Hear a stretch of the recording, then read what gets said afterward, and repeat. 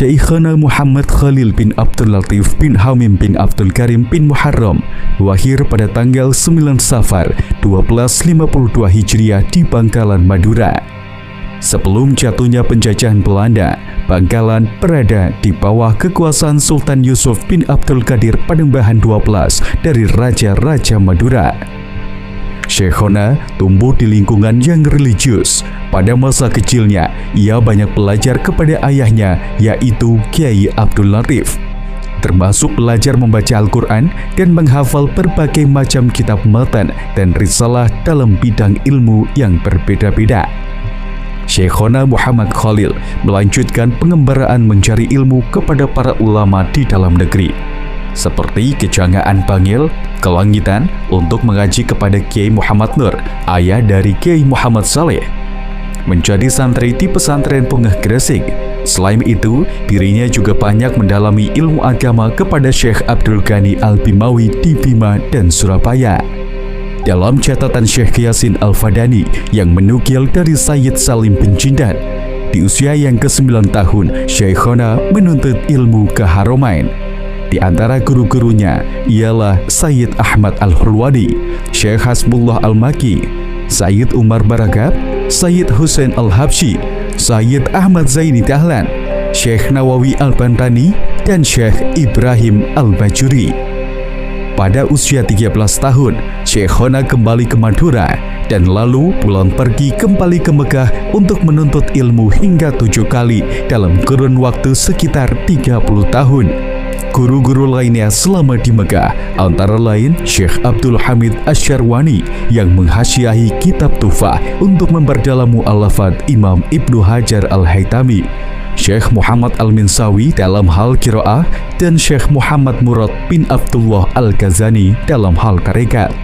Sementara guru-gurunya ketika berada di Madinah antara lain Syekh Abdul Jalil Barada Effendi, Mufti Muhaddis Sayyid Ahmad bin Ismail Al-Barzanji, Muhaddis Agung Syekh Abdul Ghani bin Abdi Said Al-Muhaddadi Ad-Dahlawi, Syekh Al-Muhaddis Abdullah Abdul Baqi Asy-Sya'ab Al-Madani. Menguasai banyak fan ilmu agama, Syekhona Muhammad Khalil dikenal sebagai Syekh Al-Jawiyin atau Maha Guru orang-orang Jawa. Syekh Yasin Al-Fadani menerangkan terdapat sekitar 500.000 santri yang telah lulus di bawah asuhannya. 3.000 diantaranya menjadi pemimpin umat dan dijuluki sebagai pendiri Pulau Jawa, Pulau Sumatera, dan Pulau Madura. Selain itu, para muridnya bergelar kiai yang berarti Al-Allamah Al-Kabir atau guru besar yang sangat alim. Di antara muridnya terdapat lebih dari 200 orang keturunan Arab yang setiap orangnya mendapat gelar Al-Allamah, guru besar, atau Al-Arif Billah, ulama yang sangat dekat kepada Allah, atau juga Al-Faqih, ahli fikih. Syekhona Muhammad Khalil wafat pada tanggal 29 Ramadan 1343 Hijriah, bertepatan dengan 1925 Masehi. Syekhona Muhammad Khalil meninggalkan banyak jejak seperti masjid, artefak, dan tumpukan karya yang tersebar di banyak tempat. Hindia Belanda kala itu dipimpin Gubernur Jenderal ke-45 Dominic Jekes de Arends. Di bawah pemerintahannya, Hindia Belanda tengah melanjutkan kebijakan tanam paksa yang sudah berjalan sejak tahun 1830. Mulanya, komoditas tembakau dianggap tidak sesuai untuk dibudidayakan di Madura karena beriklim kering dan tanahnya berkabur. Oleh karena Pulau Madura dianggap tidak dapat menyediakan lahan untuk sistem tanam paksa, maka banyak petani Madura yang dipaksa bekerja di perkebunan tembakau di Jawa. Di tahun yang sama, Kerajaan Madura Barat memasuki tahun pertama sekitar tahun 1862 hingga 1882 di bawah kepemimpinan Raden Ismail bin Yusuf bin Kadirun atau dikenal dengan sebutan Panembahan Cakraningrat VIII, yaitu seorang raja terakhir sebelum akhirnya pemerintah kolonial Hindia Belanda menghapus sistem kerajaan di Madura. Pada tahun 1891, berdasarkan keterangan di Museum Keraton, terjadi penghancuran bangunan Keraton Bangkalan dan sisa-sisa Keraton Sembilangan oleh pemerintah kolonial Belanda setelah sebelumnya sang putra mahkota yaitu Pangeran Adipati Pakuningrap dibunuh dengan cara diracun. Peristiwa tersebut terjadi ketika Syekhona Muhammad Khalil berumur 56 tahun dan telah menetap di Demangan, tempat di mana ia juga membangun pondok pesantren kedua setelah Jangkebuan. Tahun 1746, kantor pos pertama didirikan di Batavia oleh Gubernur Jenderal G.W. Baron van Imhoff. Tahun 1877, Dinas Pos dan Telegraf Hindia Belanda tergabung sebagai anggota Union Postal Universal, yakni terhubung dalam pengiriman surat dan barang secara internasional. Pendirian pos dan telegraf ini termasuk yang ada di Bangkalan, Madura. Pada tahun 1879, pemerintah kolonial Hindia Belanda membangun sebuah mercusuar untuk membantu navigasi kapal-kapal yang akan masuk ke Selat Madura di Sembilangan Bangkalan. Hal tersebut menjelaskan begitu pakatnya aktivitas transportasi laut di Selat Madura. Maka tak heran jika saat itu banyak santri-santri Syekhona yang berasal dari luar Madura, terutama dari Pulau Jawa. Selain transportasi laut, antara tahun 1897 atau 1898, pemerintah kolonial Hindia Belanda juga membangun transportasi darat, yaitu kereta api, oleh perusahaan Maduera Stontram Maskapij NV. Perusahaan ini membangun jalur kereta api sepanjang 150 km yang menghubungkan stasiun Kamal di Bangkalan dan stasiun Kalianget di Sumeneb sebagai stasiun akhir. Sejak awal kolonial, perdagangan di Madura didominasi oleh hasil-hasil pertanian dan peternakan. Salah satu komoditas terbesar yang menguntungkan kolonial saat itu ialah industri garam. Terlebih semenjak berdirinya Jawatan Regi Garam yang saat ini menjadi PT Garam Persero pada 1921, komoditas garam di Madura mengalami kejayaan. Saat itu, lebih dari 11.000 hektar lahan dimanfaatkan untuk tambak garam, sehingga produksi garam di Madura tidak hanya mampu mencukupi kebutuhan dalam negeri, tetapi juga diekspor hingga ke Belanda.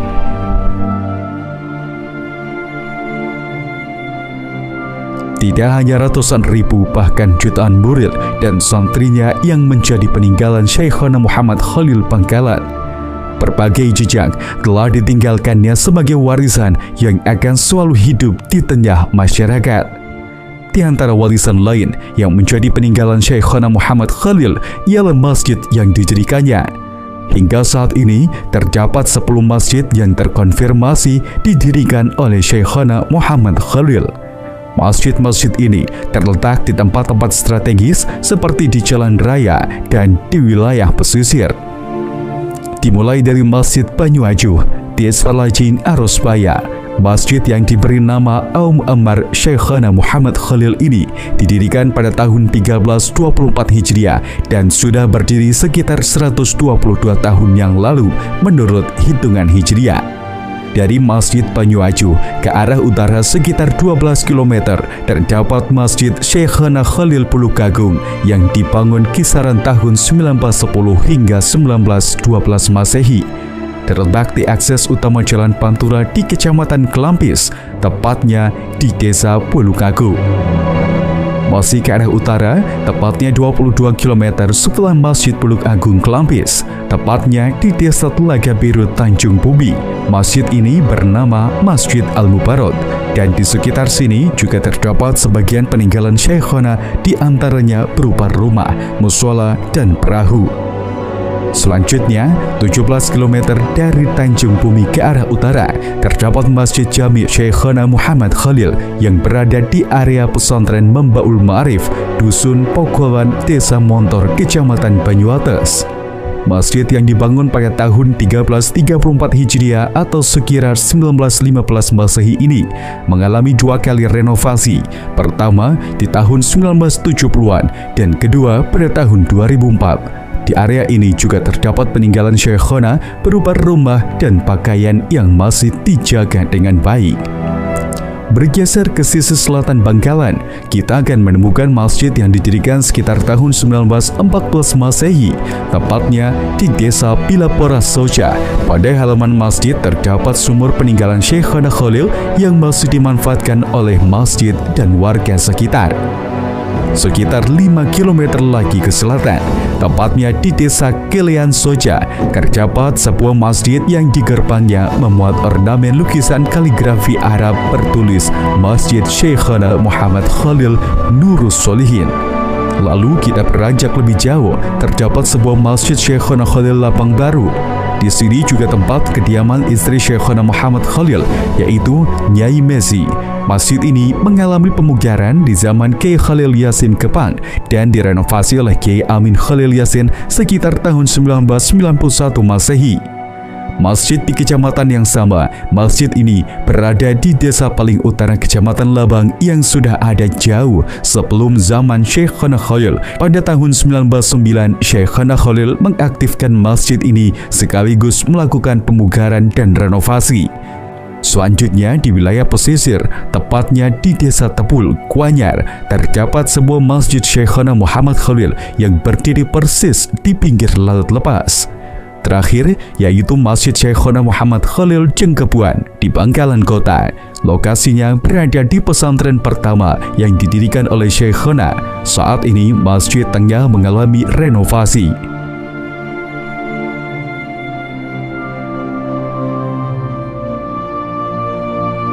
Di tengah masyarakat, Syekhona Muhammad Khalil Bangkalan sangatlah populer dengan barokah raksasanya, karomah dan cerita-cerita mistisnya. Namun tak hanya itu, di balik karomahannya Syekhona Khalil merupakan ulama yang syarat akan karya yang menyertai perjalanan keilmuannya. Karya tersebut berupa naskah yang tersebar di berbagai tempat. Setidaknya lebih dari 30 karya yang berhasil ditemukan dan didokumentasikan dengan baik. Naskah-naskah yang berbahasa Arab memiliki makna gantung pegon Jawa Madura dan banyak ditemukan para teks atau catatan di setiap halamannya. Di antara naskah Syekhona Muhammad Khalil ialah Takrir Matan Al-Jurumiyah, yaitu sebuah naskah takrir karangan Syekhona Khalil terhadap Matan Al-Jurumiyah karya Ibnu Ajurum. Naskah Alfiyah Ibnu Malik. Naskah ini terdapat 4 versi sesuai urutan tahun penyalinan.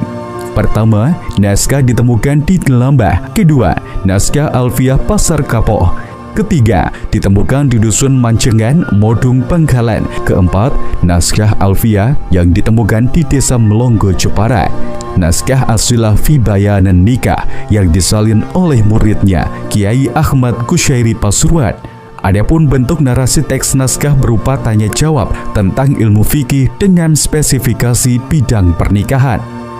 Rotib yang kemudian disebut Rotib Syekhona Khalil. Teks naskah ditulis oleh muridnya Kiai Misbahul Munir yang juga sekretaris atau khatib Kiai Khalil Yasin Kepang. Isti'adadul Maut. Naskah yang ditulis langsung oleh Syekhona Khalil ini membahas ilmu fikih jenazah. Nuzatul Tulab. Naskah di bidang nahwu yang ditulis langsung oleh Syekhona Khalil. Al-Bina. Pembahasan naskah berfokus pada bidang ilmu shorof yang dimulai pada bab tasrif hingga jenis-jenis binanya. Al-Izzi. Naskah ini memiliki ketebalan 70 halaman yang berisi penjelasan tasrif dan diakhiri dengan pembahasan fi'lah. Maulid Barzanji karya Imam Ja'far bin Hasan Al-Barzanji yang disalin oleh Syekhona Khalil di atas kertas daluang setebal 48 halaman dan memiliki makna gantung beraksara pegon. Mukhtasar fi Auzan Al-Arud.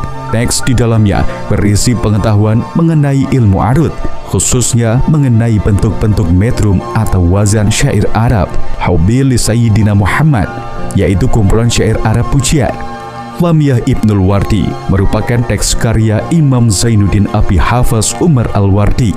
Syekhona Muhammad Khalil menyalinnya berisi tentang ilmu akidah dan akhlak, di mana Syekhona menulis banyak catatan pinggir berupa dalil-dalil kontekstual yang berhubungan dengan isi utama halaman. Tahlil lil marhum Kiai Muhammad Khalil. Doa khatmil Quran dan tahlil berisi doa-doa dan bacaan yang dianjurkan Syekhona Khalil bagi seseorang yang telah selesai khatam Al-Quran. Terakhir, naskah tafsir. Naskah tersebut diberi makna cantum yang selanjutnya disebut tafsir dan ditulis langsung oleh Syekhana Muhammad Khalil. Tebal naskah 976 halaman dengan jumlah 11 baris di setiap halamannya.